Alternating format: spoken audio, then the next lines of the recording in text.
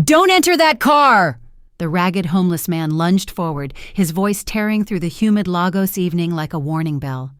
His clothes were stained with weeks of street grime, his eyes wild with desperation as he grabbed the door handle of the gleaming black Mercedes-Benz. Billionaire Obiora Nnamdi froze, his hand hovering over the chrome handle. Security guards materialized from the shadows of the luxury hotel entrance, rushing toward the commotion. The parking lot, still bustling with valets and departing guests, fell silent as everyone turned to witness the scene. "Sir, step away from the vehicle!" the lead security guard shouted, reaching for the homeless man's arm. But the stranger held his ground, his fingers white-knuckled on the door. "The brakes have been tampered with. If you get in that car, you'll die before you reach the third traffic light." Welcome to Tales by AJ, where we bring you the most gripping stories of betrayal, revenge, and redemption from across Africa. Thank you for your continued support. You are the reason we keep telling these powerful tales. Before we dive deeper into this shocking revelation, drop a comment below and tell us where you're watching from. Now let's see what happens next. Obiora's heart hammered against his ribs. For a moment, the sounds of the city, the distant honking, the chatter of hotel guests, the hum of generators, all faded into white noise. This man, this stranger who smelled of desperation and lived on street corners, was claiming someone wanted him dead. "You're insane," Obiora said, but his voice lacked conviction. "Security? Remove this man immediately." "Please!" The homeless man's voice cracked with urgency. "I worked as a mechanic for 30 years before my life fell apart. I know what cut brake lines look like. I was sleeping behind those bushes when I saw a woman under your car 20 minutes ago. She wore expensive clothes, had a key to your vehicle. She knew exactly what she was doing." The words hit Obiora like a physical blow. A woman, with a key to his car. There were only two people who had keys to this particular vehicle, himself and his wife, Ngozi. "What did she look like?" Obiora heard himself ask, his throat suddenly dry. The homeless man's eyes softened with something that looked like pity. Tall, light-skinned, wearing a blue designer dress with gold jewelry. She had her hair in long braids. Beautiful woman. But her hands... "They shook when she crawled out from under your car. Whatever she did, she didn't want to do it." Obiora's world tilted on its axis. That description matched Ngozi perfectly, down to the blue Gucci dress she'd worn when she'd kissed him goodbye that morning, claiming she had a charity board meeting. "Sir, should we call the police?" his security guard asked, still gripping the homeless man's arm. Obiora's mind raced. If this man was telling the truth, if Ngozi had actually sabotaged his brakes, then calling the police would expose everything. His marriage, his reputation, the Nnamdi business empire that his grandfather had built from nothing would become tabloid fodder. But more pressingly, why? Why would Ngozi want him dead? "Let him go," Obiora commanded. The security guard reluctantly released the homeless man, who stumbled back but kept his eyes locked on Obiora. "Check the car," Obiora ordered. "Now!" One of the guards dropped to his knees, pulling out his phone's flashlight to examine the undercarriage. The parking lot seemed to hold its collective breath. Hotel guests lingered near the entrance, pretending not to watch. Valets exchanged nervous glances. 30 seconds passed, then a minute. "Sir?" The guard's voice emerged from beneath the vehicle, tight with shock. "There's brake fluid everywhere. The lines are severed clean through. Whoever did this knew exactly where to cut." Obiora's legs threatened to give way. He gripped the car door for support, his knuckles whitening. Ngozi, his wife of 15 years, the mother of his 2 children, the woman he'd built an empire to provide for. She'd tried to kill him. "Why did you help me?" Obiora asked the homeless man, his voice barely above a whisper. "You don't know me. You could have just walked away." The stranger's weathered face creased into something between a smile and a grimace. "Because I know what it's like to be betrayed by someone you love. My wife did something similar to me 5 years ago, not trying to kill me, but she destroyed my life just the same. Cleaned out our accounts, falsely accused me of abuse, turned my children against me. I lost everything. My business, my home, my dignity." He paused, wiping at his eyes with a dirty sleeve. "I couldn't save myself, but maybe I could save you." Obiora reached into his jacket and pulled out his wallet, extracting several thousand naira notes. "Thank you. What's your name?" "Emeka, sir. Emeka Okonkwo." "Emeka, this is more than gratitude money." Obiora pressed the bills into the man's calloused hands. "I want you to tell me everything you saw, every detail, but not here." He glanced around at the gathering crowd, at the security cameras recording everything, at the hotel staff whispering behind their hands. His phone buzzed in his pocket. He pulled it out and saw Ngozi's name flashing across the screen, her smiling face from their anniversary vacation in Zanzibar mocking him from the contact photo. "Darling, are you on your way home? Dinner is getting cold?" Her voice was honey-sweet, concerned, loving. The voice of a devoted wife waiting for her husband, not the voice of a woman who'd just arranged his murder. Obiora's hand trembled as he held the phone. Should he confront her?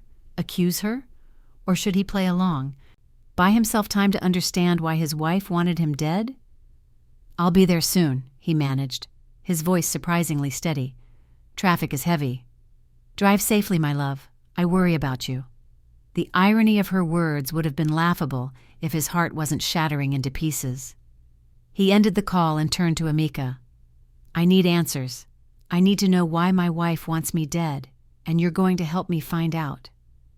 Emeka nodded slowly. "What do you want me to do?" Obiora looked at his Mercedes, at the death trap his own wife had created. Then he looked at this homeless man who'd saved his life, this stranger who'd lost everything to betrayal. "First, you're coming with me. We'll take my driver's car. Second, you're going to tell me everything, and I mean everything, you saw tonight. And third," Obiora's jaw tightened, his shock giving way to cold, calculated anger, "we're going to find out what my beloved wife is really planning, because if she thinks I'm going to die tonight, she's made her first mistake." "What's that?" Emeka asked, underestimating how far a man will go when he discovers the woman he loves has become his enemy. "What would you do if you discovered your spouse was trying to kill you? Would you confront them immediately or gather evidence first?" Hit that like button if this story has you on the edge of your seat, and drop a comment with your thoughts. Don't forget to subscribe and turn on notifications. You won't want to miss what Obiora discovers next. The truth is more devastating than he could ever imagine. The drive to Obiora's estate in Ikoyi should have taken 20 minutes. Tonight, it felt like 20 hours. He sat in the back of his driver's car, Emeka beside him, still reeking of the streets but alert, watching everything with eyes that had seen too much. "Tell me again," Obiora said, his voice low. "Every detail about what you saw." Emeka shifted in his seat, clearly uncomfortable in the leather interior. "I was behind the hibiscus bushes near the parking lot entrance. That's where I sleep most nights. The hotel security doesn't chase me away from there. Around 6:30, just as the sun was setting, I heard heels clicking on the pavement. I looked up and saw her. My wife. Yes, sir. She was looking around nervous-like. She pulled out a key fob and your Mercedes beeped. Then she looked around again before getting on her knees. I thought maybe she dropped something. But then she crawled underneath the car with something in her hand. Looked like a small tool, maybe wire cutters or a blade." Obiora's hands clenched into fists on his lap. "How long was she under there?" "Maybe 3-4 minutes. When she came out, her dress was dirty at the knees, and her hands were shaking. She wiped them on a cloth, threw it in a nearby bin, then walked quickly back toward the hotel entrance. She kept checking her phone like she was timing something."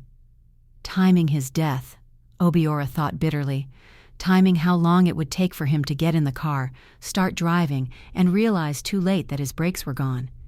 Did anyone else see her? Emeka shook his head. The parking attendants were all busy with other guests. She chose her moment well. If I hadn't been there, nobody would have known until... He trailed off, not needing to finish the sentence. Until Obiora's car crashed into something or someone at high speed. Until his body was pulled from twisted metal. Until Ngozi played the devastated widow, crying at his funeral while secretly celebrating her freedom. But freedom from what?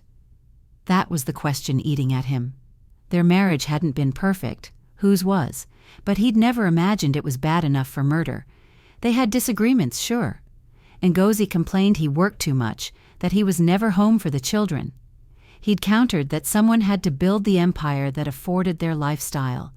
But those were normal marital tensions, weren't they? Or had he been blind to something darker, festering beneath the surface of their lives? "Sir, we're approaching your estate," his driver, Tunde, announced from the front seat. Obiora's stomach tightened. Home, the place that should feel safe, now felt like walking into enemy territory. The massive iron gates swung open, revealing the sprawling compound, 2 acres of manicured lawns, a swimming pool that sparkled under landscape lights, and the 3-story mansion that had taken him 10 years to build. His pride, his achievement, his trap. "Emeka, stay in the car," Obiora instructed. "Tunde, take him to the guest house at the back of the property. Get him cleaned up, fed, and give him some of my clothes. Nobody, and I mean nobody, should know he's here.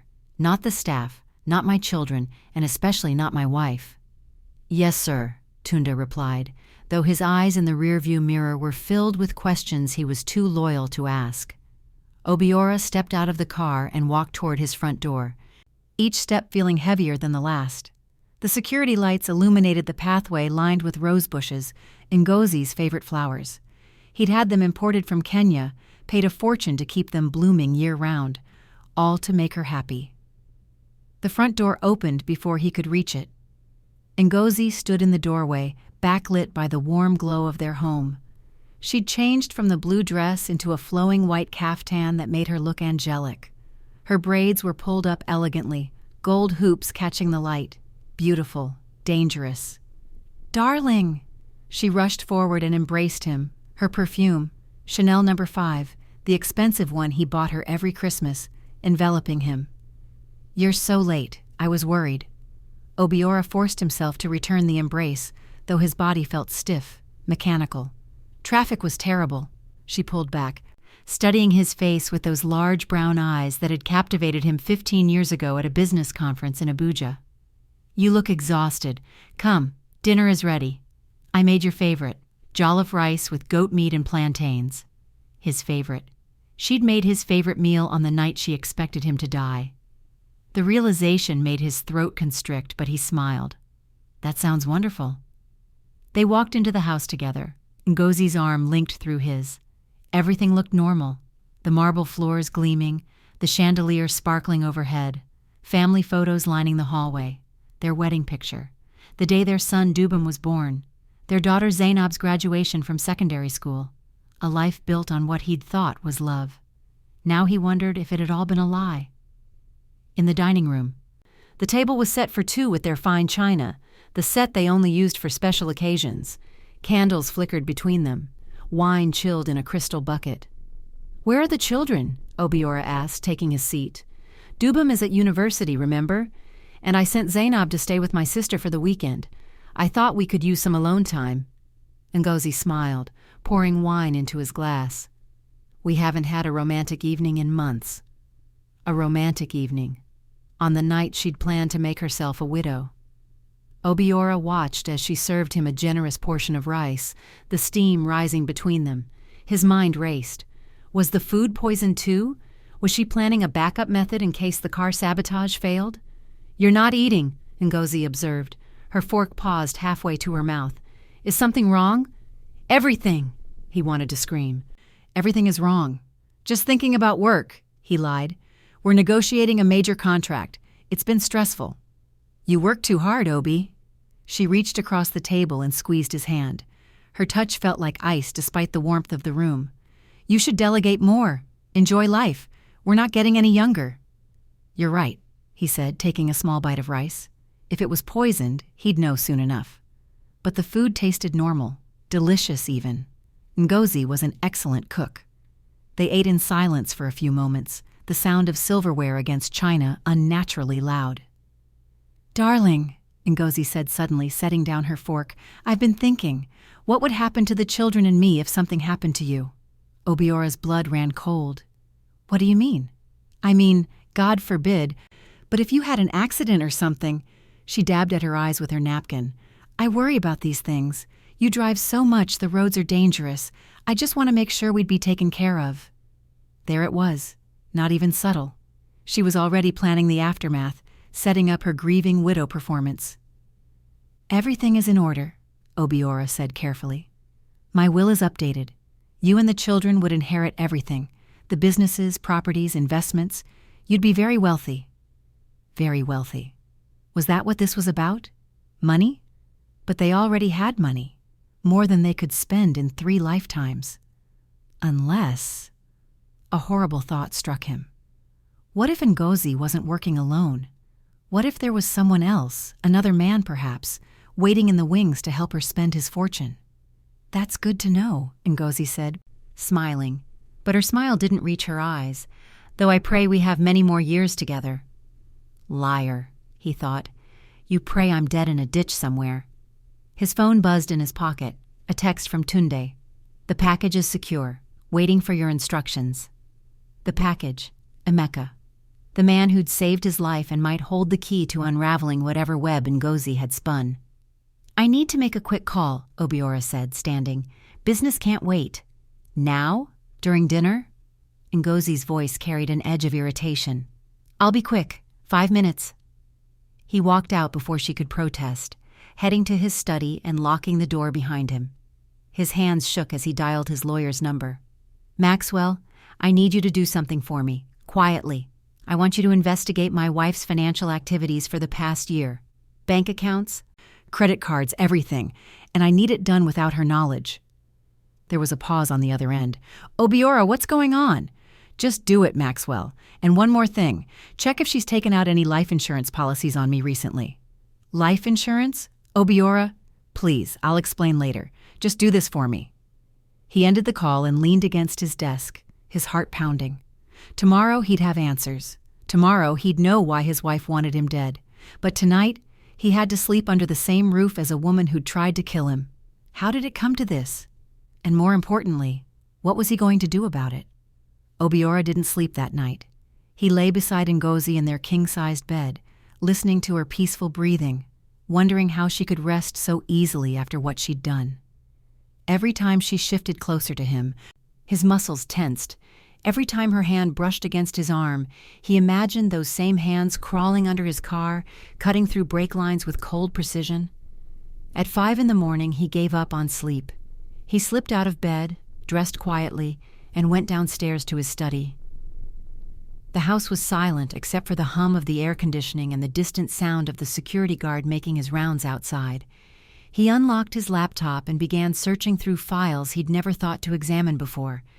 Joint bank account statements, credit card bills, investment portfolios.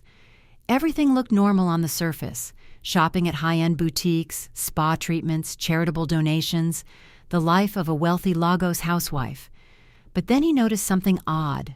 For the past 6 months, there were cash withdrawals, large ones. 20,000 naira here, 50,000 there, always in cash, never with any explanation. The amounts weren't huge by their standards, but they were consistent. Every week like clockwork. What was Ngozi buying with cash that she couldn't put on a credit card? His phone rang, making him jump. Maxwell's name flashed on the screen. You're up early, Obiora answered, keeping his voice low. I couldn't sleep after your call last night. Obiora, I did some preliminary digging, and you need to hear this. Maxwell's voice was tight with tension.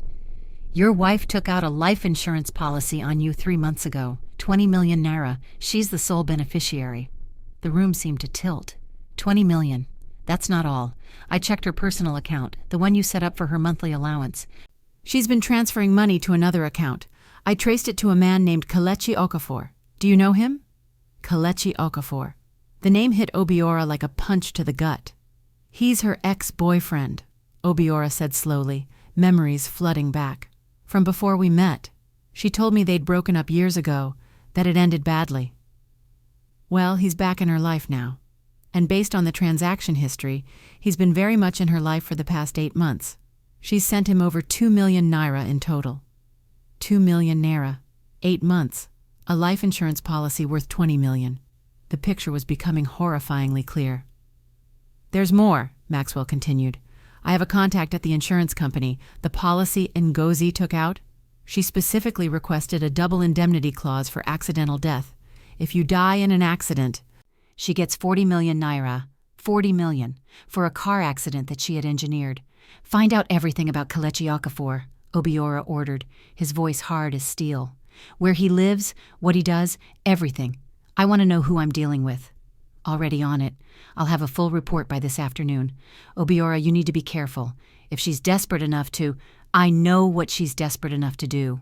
I saw the evidence under my car." After ending the call, Obiora sat in his study as dawn broke outside his window, painting the Lagos skyline in shades of orange and gold. A new day. But nothing would ever be the same. The study door opened. Ngozi stood there in her silk nightgown, backlit by the hallway light. "You're up early," she said, her voice still soft with sleep. Or was it an act? Everything felt like an act now. "Couldn't sleep. Too much on my mind." She walked toward him, and he forced himself not to flinch when she placed her hands on his shoulders, massaging them gently. "You're so tense, darling. You need to relax. Maybe we should take a vacation, just the two of us. Remember how wonderful Zanzibar was?" A vacation, alone with her, in a foreign country where an accident would be even easier to arrange. "Maybe," he said noncommittally, "after this business deal closes." "You always say after this deal, after that meeting, after the next project." Her voice carried a hint of bitterness now, the mask slipping slightly. "When will you make time for us, Obi? When will I be your priority?" He turned to face her, studying her expression. Was that genuine hurt in her eyes, or manipulation? "Is that what this is about?" he asked carefully. "You feeling neglected?" Something flickered across her face, surprise maybe, or guilt. "I'm your wife, the mother of your children, but sometimes I feel like I'm just another employee, another obligation you have to manage between board meetings." For a moment, just a moment, Obiora felt a pang of doubt. Had he driven her to this? Had his obsession with building his empire destroyed his marriage so thoroughly that murder seemed like her only escape? No, he pushed the thought away. Nothing justified what she'd done. Nothing. "I'm trying to provide for our family," he said. "We have enough, Obi. We've had enough for years. But you keep pushing, keep working, keep building. For what? So you can die at your desk with millions in the bank and a wife who barely remembers what your voice sounds like?" "I'm here now, aren't I?" She laughed, a bitter sound. "Your body is here. Your mind is always somewhere else." She left the study, her silk nightgown trailing behind her. Obiora watched her go, his mind churning. Was she trying to justify her actions? Make him feel guilty so he'd be less suspicious? Or was she genuinely unhappy, and Kelechi had manipulated that unhappiness into something murderous? At 10 o'clock, Obiora left the house under the pretense of going to the office. Instead, he drove to the guest house where Amika was staying. The formerly homeless man looked transformed, cleaned up, shaved, wearing Obiora's clothes. He looked like a different person, dignified, almost professional. "Thank you, sir," Amika said when Obiora entered, "for everything. I haven't felt human in years." "You saved my life. It's the least I can do." Obiora sat across from him. "I need your help with something else now. I need surveillance. Someone to watch my wife, follow her movements, see who she meets. Can you do that?" Amika's eyes sharpened with understanding. "You want to know if she's working with someone?" "Exactly. I can do that, sir. I've been invisible for 5 years. Nobody notices homeless people. We're ghosts in the city. If I dress down again, I can follow her anywhere." "No," Obiora said firmly. "I'm not sending you back to the streets. We'll do this differently. I'll set you up with a car, normal clothes, maybe a street vendor setup, something that lets you blend in without degrading yourself." Amika's eyes glistened with emotion.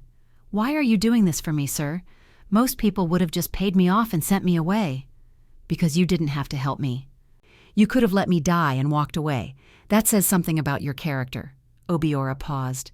"And because I understand what it's like to be betrayed by someone you love. You lost everything to your wife's lies.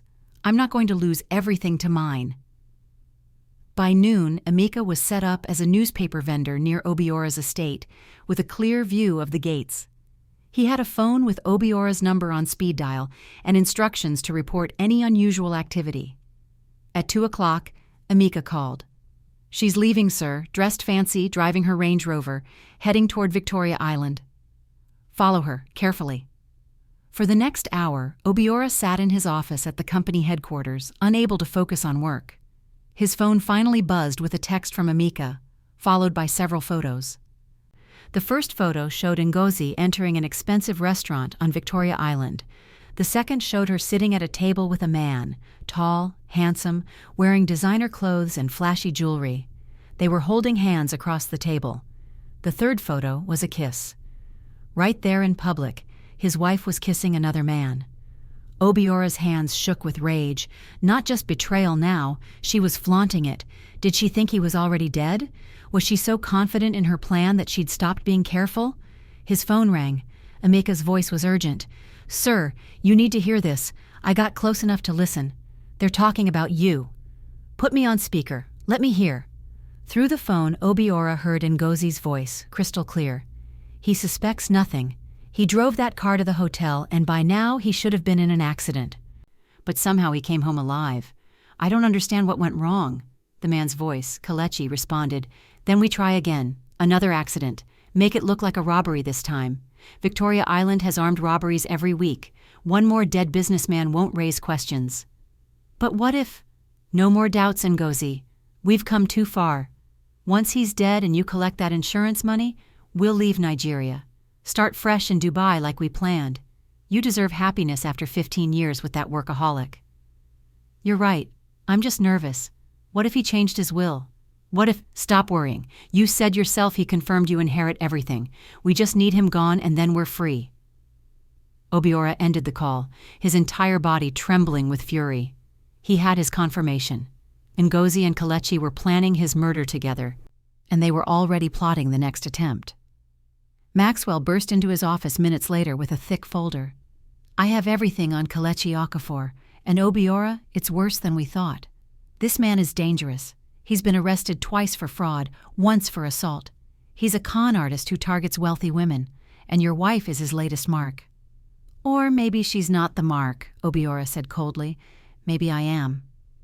He looked at the photos Emeka had sent, at his wife's face lit up with happiness as she kissed another man, at Kelechi's smug expression as he plotted murder over expensive wine.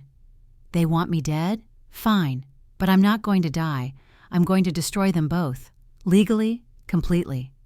I'm going to take everything they thought they'd steal from me and make sure they spend years behind bars thinking about what they've lost." Maxwell nodded slowly. "What do you need me to do?" "Everything. I want evidence that will stand up in court. I want their communications tracked. I want proof of the insurance fraud, proof of the conspiracy to commit murder, and I want it airtight because when I strike back, there won't be a second chance." "And Ngozi?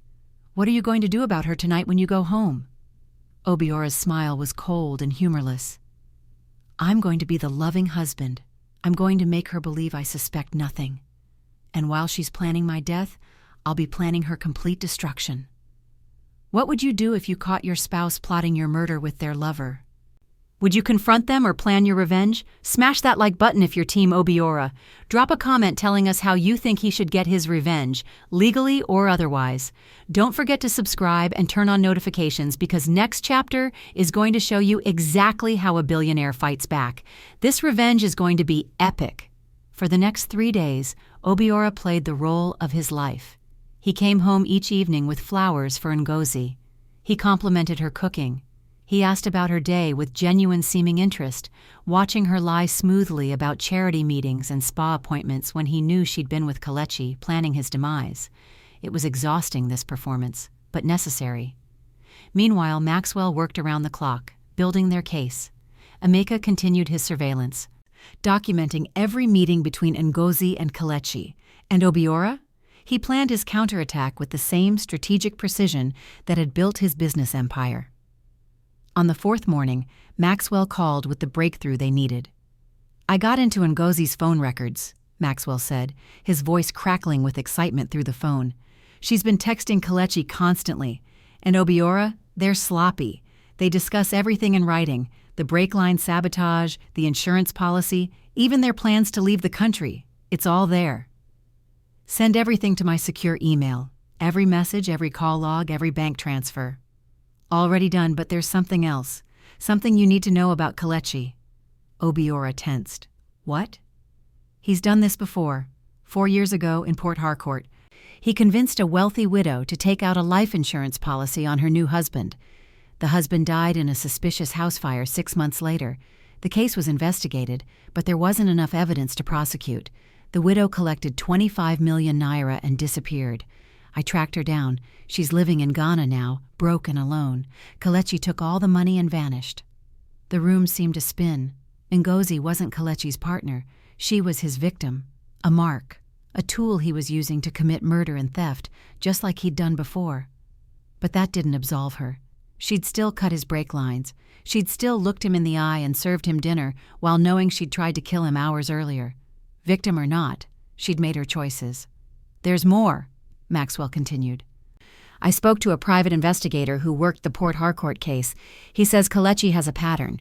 He identifies wealthy married women who are unhappy, seduces them, convinces them their husbands are the source of all their problems, then manipulates them into murder plots. Once the husband is dead and the money is collected, he disappears with everything. So Ngozi thinks they're going to run away to Dubai together, Obiora said slowly. But Kelechi is going to take the 40 million naira and leave her to face murder charges alone. Exactly. She's being used, Obiora, manipulated by a professional con artist. Part of Obiora wanted to feel sympathy for his wife, but then he remembered her hands shaking as she crawled out from under his car, her nervous smile as she served him dinner, her kiss with Kelechi at that restaurant. No, she'd made her choice, and now she'd face the consequences. What's the plan? Maxwell asked. We're going to give them exactly what they want, Obiora said, a cold smile spreading across his face. We're going to let them think they've succeeded. That evening, Obiora came home with a surprise. Pack a bag, he told Ngozi. We're going away for the weekend, just you and me, that vacation you wanted. Ngozi's eyes widened with surprise, and something else, fear, calculation. This weekend? But it's so sudden. You said I never make time for us. Well, I'm making time. I've booked us a resort in Badagry. Beach, privacy, no work. What do you say? He watched her mind work, saw her weighing options. A weekend alone with him meant a weekend away from Kelechi, but it also meant opportunity, a chance for another accident in a remote location. That sounds wonderful, she finally said, her smile not quite reaching her eyes. Let me just make a few calls, cancel some appointments. Code 4, let me tell Kelechi about this development. Of course, we leave first thing in the morning. As Ngozi went upstairs to pack and make her calls, Obiora texted Maxwell. Phase 1 is go. Make sure everything is in place. Maxwell's response was immediate. Ready when you are. The trap is set. Obiora then called Emeka. Tomorrow, I need you to follow Kelechi. I have a feeling he's going to make a move while Ngozi and I are out of town. I'll be ready, sir. That night, Obiora lay awake again, listening to Ngozi's breathing. Tomorrow, everything would come to a head. Tomorrow, he'd find out just how far his wife was willing to go. And tomorrow, she'd discover that her husband was several steps ahead of her. The next morning, they set off for Badagry in Obiora's backup vehicle, a Range Rover that Ngozi had never touched. The drive was tense despite Ngozi's attempts at cheerful conversation. She kept checking her phone, texting someone, Kelechi, presumably.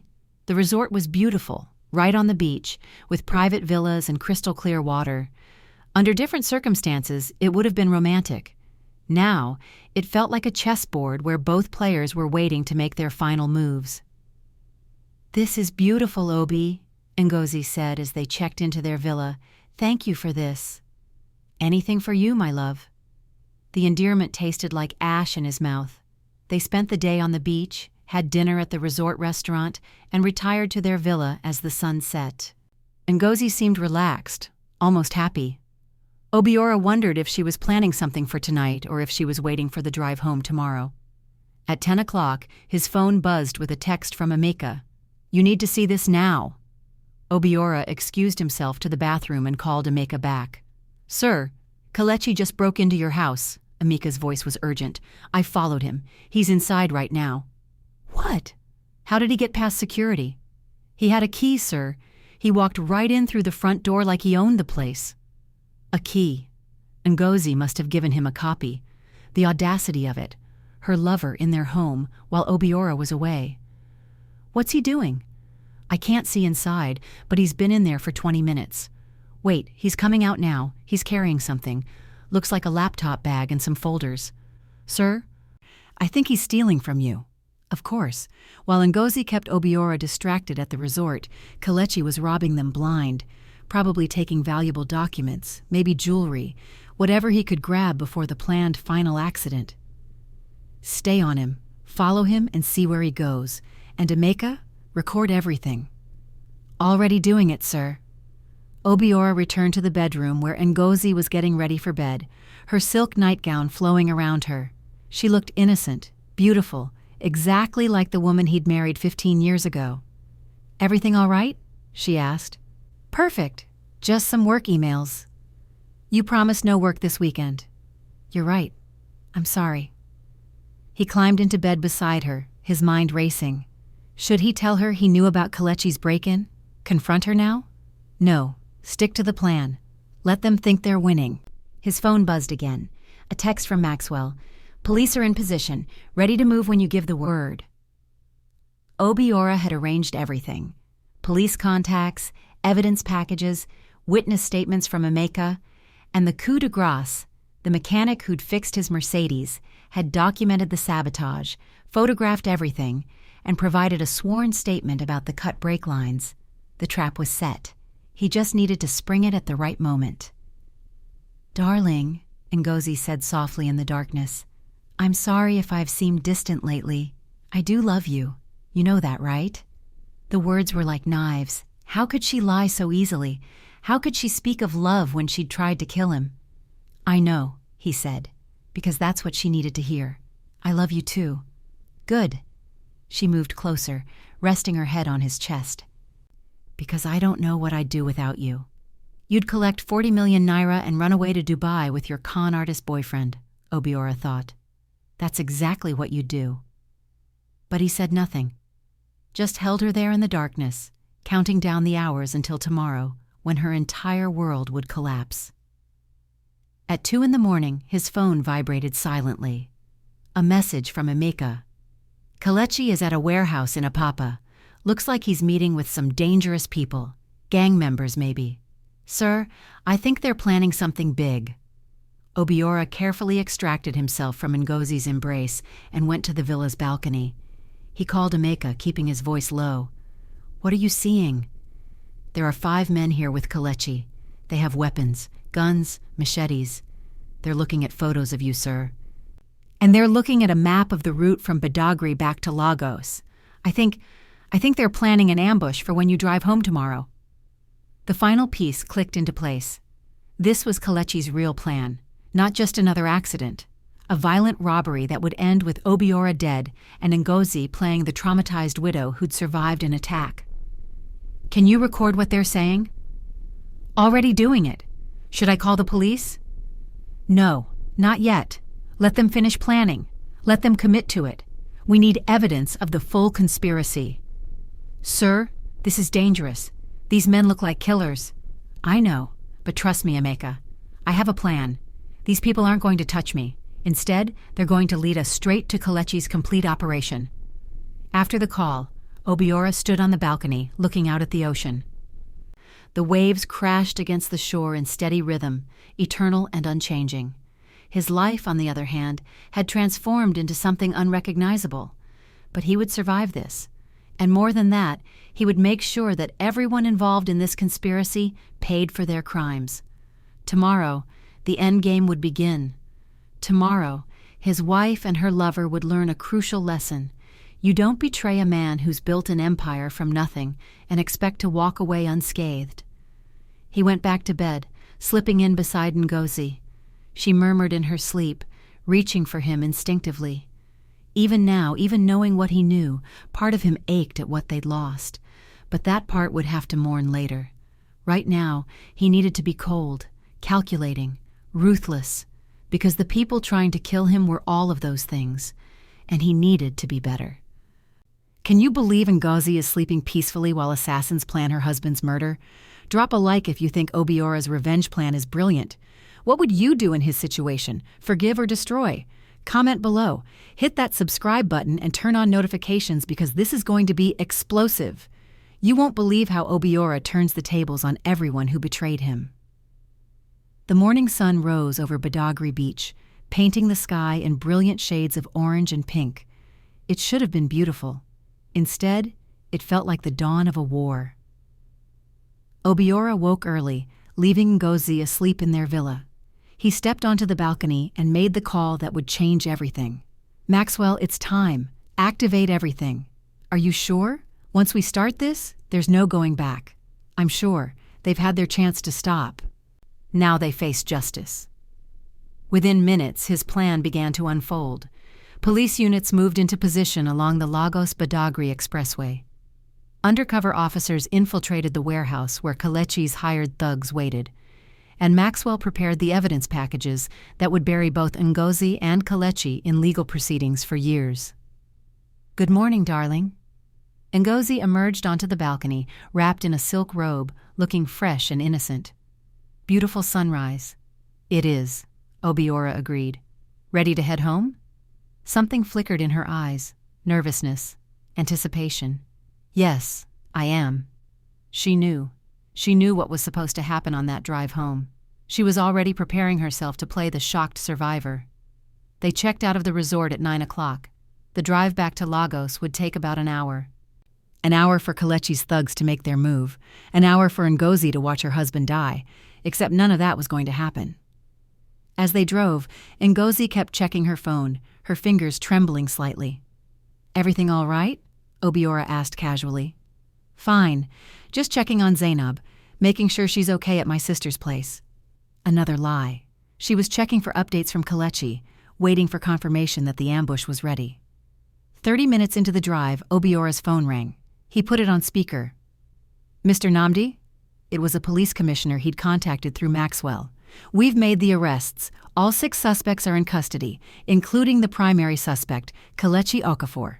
We caught them in possession of illegal weapons and found detailed plans to commit armed robbery and murder." Ngozi's face went white. The phone nearly slipped from her hands. "What?" she whispered. "What's happening?" Obiora pulled the car over to the side of the road, his movements deliberate and calm. He turned to face his wife, and for the first time in days, he let her see the truth in his eyes. "It's over, Ngozi. I know everything. I don't understand. You tried to kill me. You cut my brake lines 4 nights ago at the hotel. A homeless man saw you and warned me. That's why I'm still alive." Tears spilled down her cheeks, but Obiora felt nothing. "Obi, please, I can explain." "Explain what?" "How you've been having an affair with Kelechi Okafor for 8 months. How you took out a 20 million naira life insurance policy on me with double indemnity for accidental death. How you transferred over 2 million naira to him from our accounts. How you planned to kill me, collect 40 million, and run away to Dubai." Each fact hit her like a physical blow. Her mouth opened and closed, no words coming out. "Or maybe you want to explain how Kelechi was supposed to have me killed on this drive home, how 6 armed men were waiting to ambush us, murder me, and make it look like a robbery? Were you going to cry at my funeral, Ngozi? Were you going to play the devastated widow while counting your insurance money?" "No, Obi, no, it wasn't supposed to—" She broke down completely, sobbing into her hands. "He said nobody would get hurt.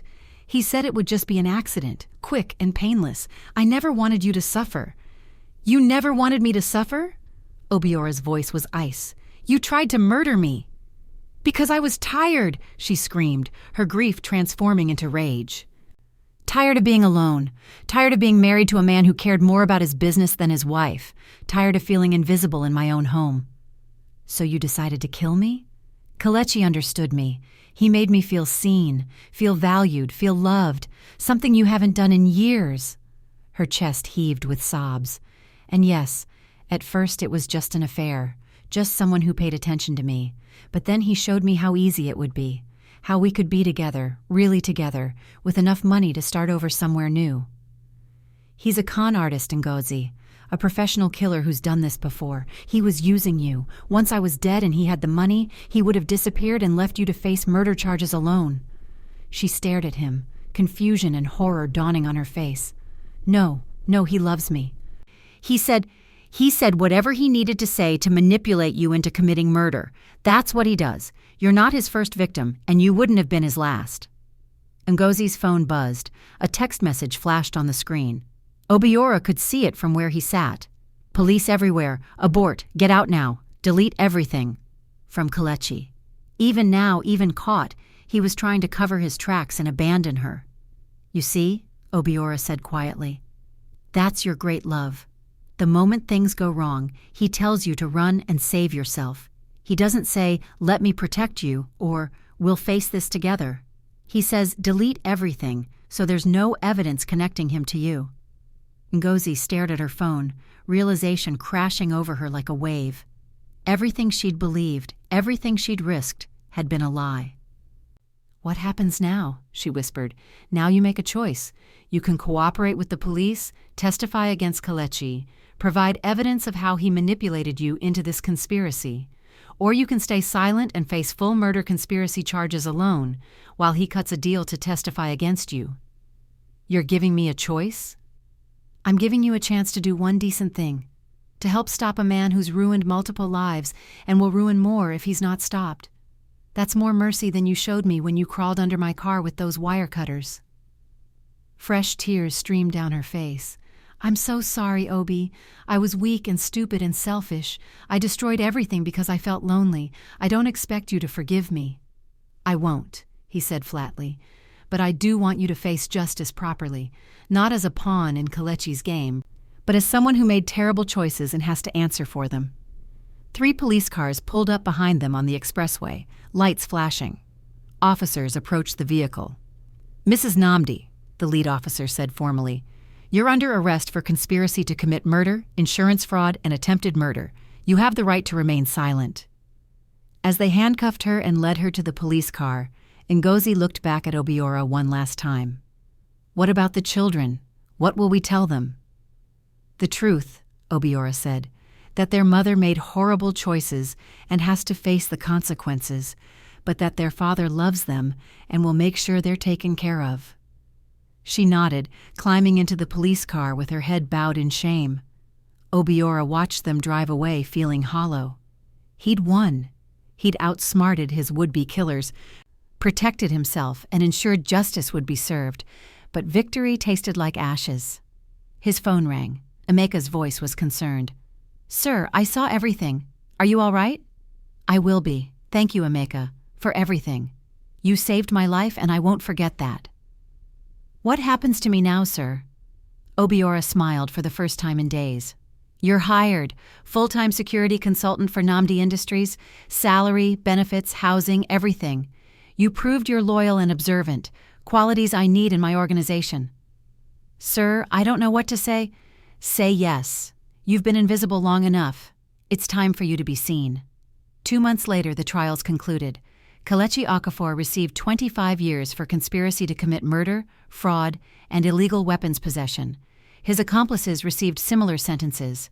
Ngozi, who had cooperated fully and provided crucial evidence against Kelechi, received a reduced sentence of 12 years with possibility of parole after 8. She'd lost everything: her marriage, her freedom, her reputation. But she'd accepted responsibility for her actions. Obiora stood in his office looking out over Lagos. The city sprawled beneath him, millions of lives intersecting, everyone fighting their own battles. He'd survived his battle, barely. Emeka walked in with security reports, no longer the homeless man who'd saved his life, but a respected member of his team. Sir, all buildings are secure, no threats detected. Thank you, Emeka. After Emeka left, Obiora picked up a photo of Dubem and Zainab. His children had been devastated by their mother's crimes, but were slowly healing. They'd chosen to live with him, to rebuild their family from the ashes of betrayal. It wasn't the life he'd imagined, but it was his life, and he was still here to live it. That was something. That was everything. He'd learned that success and wealth couldn't protect you from human weakness, not your own and not others. He'd learned that love could curdle into hatred, that intimacy could breed contempt, that the person sleeping beside you could become your greatest enemy. But he'd also learned about loyalty from a homeless stranger who had nothing to gain, about courage from his children who chose forgiveness over bitterness, about resilience from his own ability to rebuild after betrayal. Life would go on. The empire would continue. And Obiora Nnamdi, survivor of his wife's murderous conspiracy, would make sure he never became so consumed by work that he forgot to pay attention to the people in his life. Because inattention, he'd learned, could be as deadly as any weapon. What an incredible journey! From a homeless man's warning, to a wife's betrayal, to ultimate justice. Did this story move you? Smash that like button. Tell us in the comments. Could you ever forgive a spouse who tried to kill you? Or is Obiora right to seek justice? What lesson hit you hardest? And don't forget to subscribe and hit that notification bell. We have more powerful African stories coming that will keep you on the edge of your seat. Share this with someone who loves dramatic storytelling. They'll thank you for it. Which character surprised you most? Drop your thoughts below.